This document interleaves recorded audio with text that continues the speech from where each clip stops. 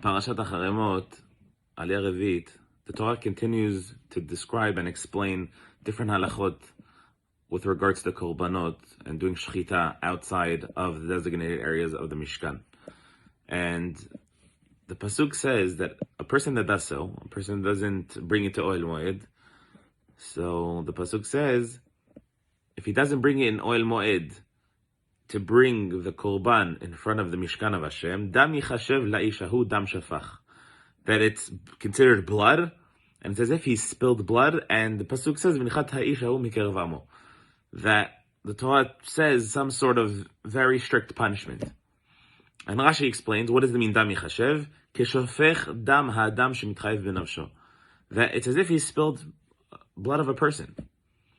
And the Fashim asks, what exactly is the severity of this act? Like, okay, he did a korban, but not in the right place. So why is it such a bad thing? And the Kliyakar says, just to summarize his Lashon, says that sort of that when a person kills an animal without a legitimate purpose, he allows himself to be influenced by the same characteristics that could be used to kill people. Meaning to say is that when a person does shechita, but the shechita is not something for kedusha, it's not for the korban, it's just a shechita, be'alma.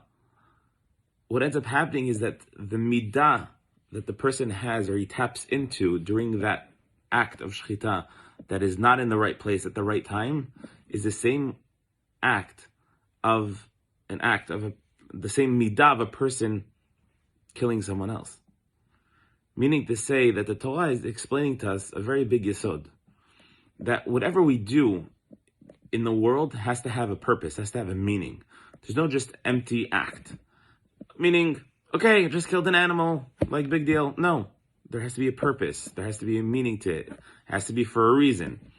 Like it's brought down that up until Noach, a person was not allowed to just kill an animal for his own benefit. But once Noach came out of the teva, he brought a korban, and that's when the heter of allowing to do shechita to animals and to be able to benefit from them. But the Torah is teaching us the yesod that not only is it just an empty act, but it's an act that affects a person's midot. He taps into the same act of a murder, of a rotzeach. And that's something that the Torah is saying, be very careful with that. It's not all about just doing. Everything has a place, everything has a purpose. We have to be very careful that not only is it an act, but it also affects and it's mashpia on our midot.